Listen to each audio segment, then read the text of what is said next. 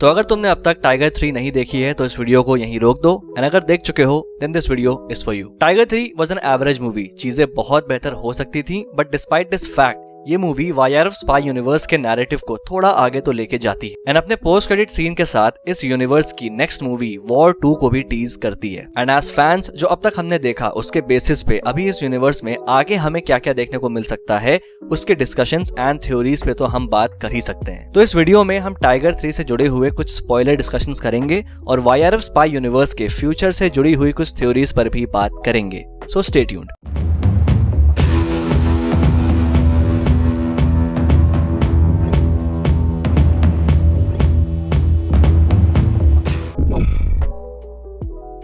कहने को तो 5 मूवीज हैं वाईआरएफ स्पाई यूनिवर्स में, लेकिन अगर टेक्निकली देखा जाए तो सिर्फ 2 हैं, जहां पठान से वाईआरएफ स्पाई यूनिवर्स एक्चुअली में स्टार्ट हुआ था, क्योंकि इससे पहले की 3 मूवीज को यूनिवर्स का नैरेटिव दिमाग में रख के बनाया ही नहीं गया था। उन्हें बस पठान और टाइगर 3 के साथ इंटीग्रेट कर दिया गया। इनफैक्ट महीनों पहले अपनी पठान स्पॉइलर टॉक वाली वीडियो में मैंने ऑलरेडी कहा था कि स्पाई यूनिवर्स में किसी अल्टीमेट बिग बैड या फिर थैनोस की उम्मीद फिलहाल तो मत रखना, क्योंकि ये यूनिवर्स उस तरह के नैरेटिव को बिल्कुल फॉलो नहीं कर रहा है जहां पे सारे मूवीज के कुछ प्लॉट्स आपस में इंटीग्रेट होके एक अल्टीमेट फिनाले तक पहुंचेंगे। इसका एक अच्छा एग्जांपल है एलसीयू, जहां कैथी में होने वाले इवेंट से ही बाकी मूवीज के प्लॉट्स ब्रांच आउट हुए हैं, and then ultimately this will all lead to the face off with Rolex, जो कि इस यूनिवर्स का थैनोस है। बट स्पाई यूनिवर्स में ऐसा कुछ भी नहीं है। अब आगे चल के हो तो ये अलग बात है, बट फिलहाल पठान और टाइगर 3 एक open and shut plot format को फॉलो कर रहे हैं, जो कि उन्हीं की रिस्पेक्टिव मूवीज में शुरू होती है एंड उन्हीं की मूवीज में खत्म भी हो जाती है। फिल्म्स में आपस में कनेक्शन सिर्फ और सिर्फ कैरेक्टर्स के क्रॉसओवर से एस्टैब्लिश किया गया है। Now I don't want to sound like a broken record, लेकिन मैं शायद ये बात चौथी बार कह रहा हूं that YRF spy universe lakhs good writing, and with the absence of good writing YRF spy universe actually में अपने फुल पोटेंशियल पे चीजों को नहीं ला पा रहा है, because YRF has such a big star cast and a large scale production in hand. And ये सब होने के बावजूद अगर तुम एवरेज मूवीज बनाते रहोगे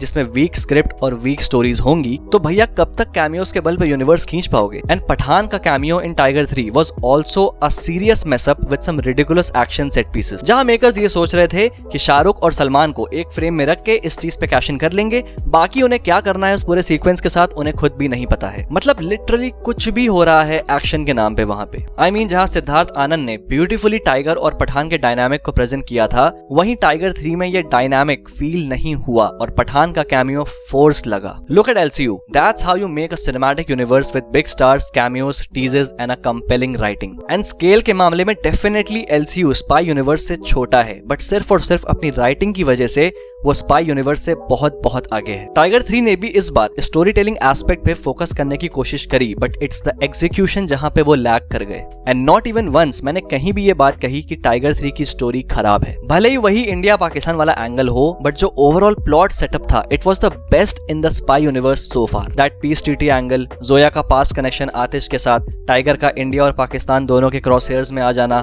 बहुत सारी चीजें थी जो कि कायदे से यूटिलाइज नहीं हो पाई। If you look at all these points तो समझ आता है that at its core Tiger 3 could have been a serious geopolitical thriller, but unfortunately second half के आगे बढ़ते बढ़ते ये प्लॉट मास ट्रीटमेंट का शिकार हो गया, जिससे चीजें तितर बितर हो गईं।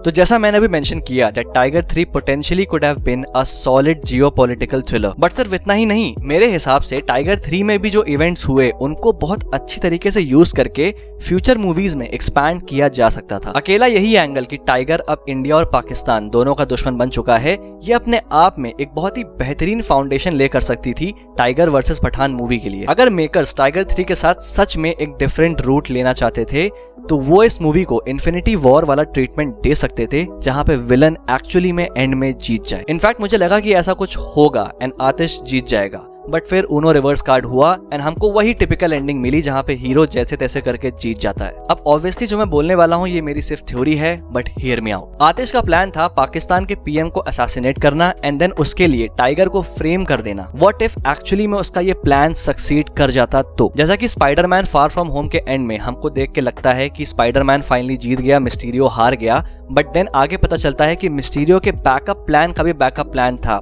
और उसने स्पाइडरमैन को हर चीज के लिए फ्रेम कर दिया, इनफैक्ट खुद के मर्डर के लिए भी। सिमिलरली टाइगर पीएम को बचाने में कामयाब हो जाता है, ऐसा एक परसेप्शन क्रिएट करते फिल्म के एंड तक, बट देन आतिश अचानक से अपना फाइनल कार्ड खेलता एंड देन वो पीएम को असैसिनेट करने में एंड टाइगर को उसके लिए फ्रेम करने में दोनों में कामयाब हो जाता। अब टाइगर जैसे तैसे वहां से भाग जाता, बट पीएम की death would have created chaos और इंडिया और पाकिस्तान के बीच में एक वॉर सिचुएशन डेवलप हो जाती है। एंड फिल्म में हमको हिंट दिया गया है कि जब पठान टाइगर को इस्लामाबाद की जेल से रेस्क्यू करने आता है तो वो रॉ की तरफ से नहीं आता है बल्कि अपने पर्सनल स्टेक पे आता है। तो बाद में जब रॉ को पता चलेगा कि पठान ने टाइगर की हेल्प करी थी जेल से भागने में, and since tiger is an international criminal now, तो पठान भी इक्वली दोषी पाया जाएगा उसकी हेल्प करने की वजह से। And since Pathaan colonel Luthra के अंडर है, तो कर्नल लूथरा पठान के अगेंस्ट सख्त से सख्त डिसिप्लिनरी एक्शन लेते। बट रॉ पठान को एक मौका देता है to clear up his mess, और वो ऐसा कर सकता है अगर वो टाइगर को कैप्चर करके रॉ के सामने ले आए, क्योंकि इंडिया और पाकिस्तान के बीच में जो वॉर सिचुएशन डेवलप हो रही है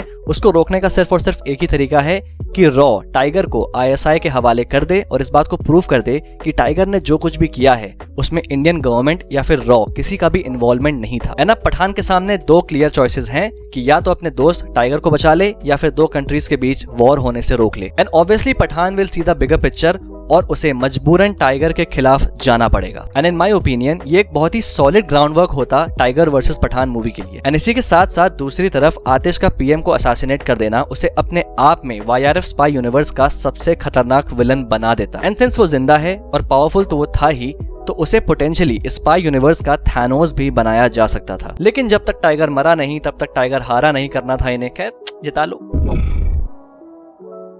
तो फाइनली आते हैं टाइगर 3 के पोस्ट क्रेडिट सीन पे, जो कि मोर ऑफ अ वॉर 2 का स्निपेट है, जहां हम देखते हैं कबीर को। एंड इस सीन को अयान मुखर्जी ने डायरेक्ट किया है, जो कि वॉर 2 को भी डायरेक्ट कर रहे हैं। एंड इस सीन के डायलॉग सुन के समझ आता है, खैर उसके बारे में हम फिलहाल बात नहीं करेंगे। तो सीन शुरू होता है कर्नल लूथरा से, जो कि कबीर से बात कर रहा है फोन पे, और वहां वो उसको बताता है कि इंडिया का एक नया दुश्मन आ चुका है और वो इस लेवल पे खतरनाक है कि हम सोच भी नहीं सकते। एंड यहाँ क्लियरली जूनियर एनटीआर की बात हो रही है, जो कि वॉर 2 में विलन बनने वाले हैं। एंड कबीर कुछ लोगों को मार रहा होता है एंड बैकग्राउंड में कर्नल लूथरा का नरेशन चल रहा होता है, जहां वो बता रहा होता है कि ये जो दुश्मन है ये एनोनिमस है और इस तक पहुंचना मुश्किल है। एंड उस तक पहुंचने के लिए कबीर को भी उसी अंधेरे का हिस्सा बनना पड़ेगा जिस अंधेरे में वो छुप के बैठा है। तो बाकी स्पाई यूनिवर्स मूवीज की तरह वॉर 2 में इस बार हीरो और विलन अपफ्रंट लड़ाई नहीं करने वाले हैं कि भाई ये रहा हीरो, ये रहा विलन, उसको ढूंढो, उसको मारो, ये वो एटसेट्रा एटसेट्रा। चीजें इस बार थोड़ी सी डिफरेंट हो सकती हैं। इसको समझाने के लिए एक बार वापस वॉर मूवी में जाते हैं, जहां एंड में कबीर कहता है कि वो एक रोग एजेंट बन के ही ऑपरेट करेगा, जिसकी वजह से उसे दुश्मनों को ढूंढना नहीं पड़ेगा, दुश्मन खुद उसके पास आएंगे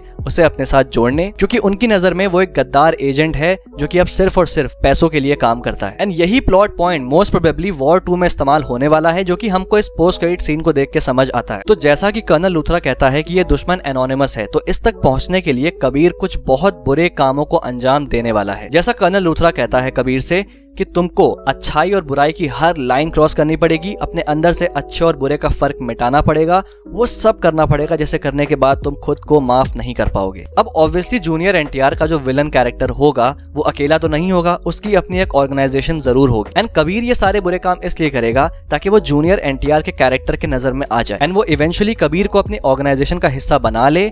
and now Kabir is as close to his target as he can be. अब ये देख के मुझे Call of Duty Modern Warfare 2 की याद आ गई, अगर तुम में से किसी ने खेला है तो। उसमें हमारा एक कैरेक्टर होता है जोसेफ एलन, जो कि मैकारोव नाम के एक टेररिस्ट के ग्रुप में अंडरकवर जाता है। एंड जनरल शेफर्ड जो कि उसको अंडरकवर भेज रहा होता है, वो भी उससे कुछ सिमिलर बातें ही कहता है, that being with them will cost you a piece of yourself. तो इमीडिएटली ये स्ट्राइक किया मुझे ये पोस्ट क्रेडिट सीन देख के। एंड ये पोस्ट क्रेडिट सीन और नरेशन देख के ये भी समझ आता है that Kabir will be a grey shaded character in war 2। And अगर देखा जाए तो वॉर पार्ट 1 में भी Kabir already a grey shaded character who just wants to make ends meet, और उसके लिए वो कुछ भी करने के लिए रेडी है, उसके मिशन के आगे कुछ भी नहीं आ सकता। और एक और इंटरेस्टिंग चीज इस पोस्ट क्रेडिट सीन में थी, और वो ये थी कि कर्नल लूथरा एंड में कहता है कि शैतान से लड़ते लड़ते खुद शैतान मत बन जाना। So this is a very subtle hint to the fact that Kabir एक विलन आर्क पे जाएगा for a very short period of time. बहुत सी थ्योरीज हैं इंटरनेट पे जहां पे लोग कह रहे हैं कि कबीर फाइनल बॉस हो सकता है स्पाई यूनिवर्स का, या फिर एक थैनोस बन सकता है, पूरी तरीके से विलन बन जाएगा, टाइगर पठान के अगेंस्ट जाएगा।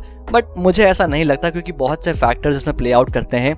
इसमें सबसे पहले आता है ऋतिक रोशन का स्टार पावर। तो आगे चल के भले ऋतिक रोशन कुछ तरह से कॉम्प्रोमाइज कर लें, बट फिलहाल के लिए ऐसा कोई एंगल मुझे तो नहीं लगता। एंड मैं इस थ्योरी के सपोर्ट में नहीं हूं कि कबीर कंप्लीटली एक विलन बनेगा। एक टेम्पररी स्टेट जरूर आएगा जहां पे this mission will cost him his soul, but then ultimately he will snap out of it. और हो सकता है पठान और टाइगर ही उसकी हेल्प करें, या फिर मे बी वो जिम वाला एंगल आ जाए and then it will be Tiger and Pathaan versus Jim and Kabir, जिसके बारे में मैंने अपनी पठान की थ्योरी वाली वीडियो में बात करी थी, चाहो तो चेकआउट कर सकते हो उसको। नाउ अगेन, ये वॉर 2 वाला पोटेंशियली एक बहुत अच्छी स्टोरी बन सकती है अगर अच्छे से एग्जीक्यूट किया जाए तो। But since director Ayan Mukerji हैं और ब्रह्मास्त्र मेनिया में देख चुका हूं, तो मैं बहुत ज्यादा एक्सपेक्टेशंस नहीं रख रहा हूं। बाकी अगर आगे वो सरप्राइज कर दें तो अलग बात है। एंड फिलहाल के लिए वीडियो भी यहीं तक है। बाकी तुम्हारे क्या थ्योरीज हैं, क्या डिस्कशंस हैं, तुम कमेंट बॉक्स में करके मुझे जरूर से बताना। एंड हाँ, वीडियो पसंद आए तो लाइक कर देना, और अगर पहली बार यहाँ पे आए हो तो सब्सक्राइब करना मत भूलना। Till then, this is a pop culture net signing off. We'll see you guys in the next video.